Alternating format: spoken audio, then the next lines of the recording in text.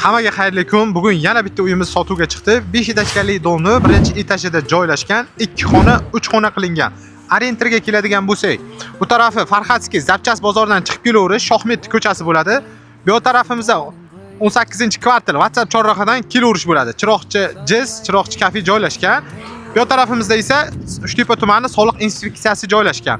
Hozir sizga bitta ichkarisini qisqacha qilib obzor qilib beramiz. Mana shu o'rtadan to'g'ri borsangiz ham bo'ladi. Chilonzor 26-kvartal deb nomlanadi bu tarafimiz.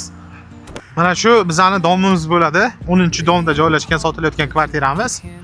Kirib kelganimizda mahalla ham ko'rishlari mumkin, anchagina fayzli mahalla. Mana 10-dom, 26-mavze. Mana bu tarafda Detskiysini ham yaxshi ko'rsating. Detskiy o'yingoh, besetkalar joylashgan. Ko'rishingiz mumkin. Mana shu birinchi pod'ezd bo'ladi. Qani keling aka. Ichkarisini hozir bitta qisqachasi qilib sizlarga ko'rsatib beramiz. Kirganimizdan bu yerda Detskiy parkovka bor ekan. Chapga qarab yurganda o'ng qo'ldagi eshik. Hozir ochamiz. Eshikdan kirganimizdan ko'rishlari mumkin. Perxoshkamiz bu yerda bitta chiroyli mebel qilib qo'yilgan ekan. Mana bu hojatxona bilan nimani ko'rsatamiz. Ko'rishingiz mumkin. Sanuzulimiz juda ham chiroyli holatda turibdi, akkuratni qilingan. Bu bizani kattalar yotoqxonasi, spalni bo'ladi. Mana spalnini ham ko'rsating. Jaluzilar qilingan. Mana bu tarafda shkoflarimiz bor. Mana ko'rishingiz mumkin. Keling. Bu obshu bitta kattakon zal bo'ladi, ko'rishingiz mumkin. Bu tarafimizda chiroyli qilib ugolok mebellar qilib qo'yilgan. Mana pardalarimiz bor, konditsioner bor.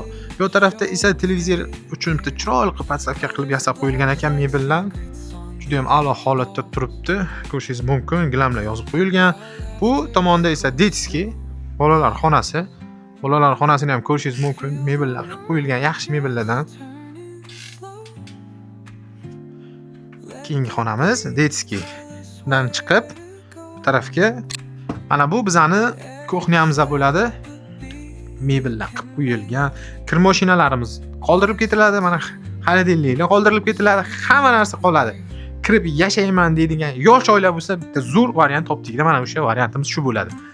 Bu kvartiramizning narxini 71 ming bo'lsa, srochni berib yuboramiz deb aytdilar. Pastda telefon raqamlarini qo'yib qo'yamiz, bemalol telefon qilishingiz mumkin.